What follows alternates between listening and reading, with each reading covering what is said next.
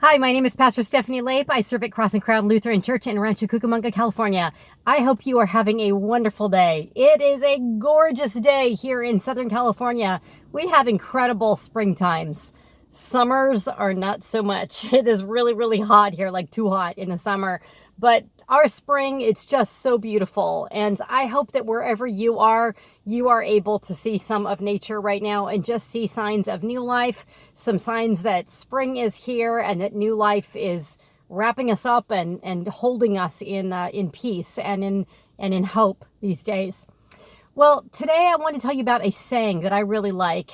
I learned this when I was in college and I was involved in the Amnesty International group there. And they have this saying, I don't know if it comes from Amnesty International or if it comes from something else, but it's this slogan that says, "It is better to light a single candle than to curse the darkness."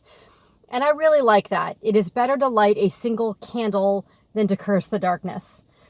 Now, I don't judge you at all if you're cursing the darkness these days. This isn't about you being a good person or not a good person if you do one thing or other. People are just people, and we all have those times when we can curse the darkness. You know, when we're upset at this virus and the lives that it's taking and the fear that many people are living in and the weariness of things. I'm just like you. There are times I curse the darkness too. Maybe because I'm seeing a lot of things on the news that are troublesome, or I'm talking to a lot of people as a pastor that are having high emotions. My brother is a scientist, and I wonder sometimes why we don't trust science, and that might be frustrating. My sister works in an ICU in Denver, and so I feel very, weary about what's going on with healthcare workers, and are they protected, and I get anxious about that. So we all have those times when we, proverbially speaking, curse the darkness. However, it just doesn't make us feel very good if we keep doing that. So it's not about being morally good or bad if you do or do not do that. It's just that it's, practically speaking, not very helpful to spend a whole lot of time cursing what we believe is the darkness or the problems in the world or the troubles in the world. Instead, it's helpful sometimes to, like I said in my last video, to look at the things we can control. We can control how we love people. We can control how we serve people. And sometimes when we can reach out, even if we're doing something very little, like that, lighting that one candle in the darkness, it's not going to alleviate all of the darkness for everybody. It's not going to make every problem go away, but it might help just a little bit.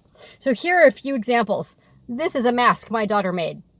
She made this out of simple hair bands. You can probably tell here she glued two different colors together. They don't even match, but that's fine. She's not an expert seamstress. See how she sewed this together? She's never made a mask before in her entire life. But she's not just cursing the darkness. She's saying, I'm going to do what I can. Now, I know a lot of you are really good at that. And I see so many people on Facebook and otherwise making masks and then sending them off to people who need them, whether they're healthcare workers or people that work in grocery stores or lots of other places as well. That is lighting a candle. That is doing something positive. When I was on my walk yesterday, I'm at a park right now. You can't really see it, but I walk at this park sometimes. I walk to the park wearing this and being really, really careful, staying away from people and so forth. But I like getting outside sometimes. And I was at the park yesterday, and on my neighborhood walk, I saw a couple of rocks. Now, these are small rocks. See them compared to the size of my hand. Well, they're not really tiny, but they're relatively small. And there were things written on them, like inspirational sayings. And I thought, wow, that's really neat. And so I found 10 rocks and I took them home and I did the same thing. I found the flattest surface and I painted the surface white. My daughter had some extra white paint.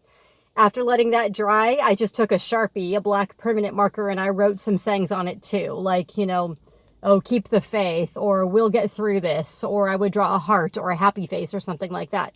And then on my walk today, I distributed those 10 rocks at different places for people to see it. And I plan on doing this every day. Can I get rid of the virus? No. Can I even be a healthcare worker and administer medication? No, that's not my job. What can I do from my own home? Well, I can light a single candle. I can do something small. Now, the most, I think, important thing we can do is pick up the phone. And you probably have a phone. And there are people that are living alone. There are people in total isolation. There are people that are really scared because they're going to work and they're maybe around places that they think are unsafe. Pick up a phone. Call or text someone. and say, hey, I'm thinking about you. How are you doing? Just give them a chance to speak. That's how to light a candle.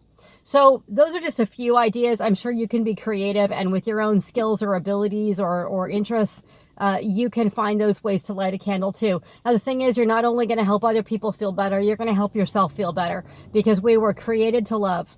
God made us in God's image, and God is love itself, as scripture tells us. And so we were made to love. That's who we're supposed to be. We're not just supposed to be cursing the darkness. And so when you love to the extent that you can, when and where you can, you will feel so much better. You'll feel so much more joyful. You'll be working in a realm of something you can control, and working as you were intended to work. Hang in there. I know it's not easy, but it's going to get better. It's not going to last forever. This too shall pass. And I think that maybe some of those lessons we're learning along the way about how to love our neighbors, maybe they will stick with us and continue even after this virus is through. My prayer for you is that you have a wonderful day, know how much you're loved, and find some creative way to go share that love with others. God bless you. Bye-bye.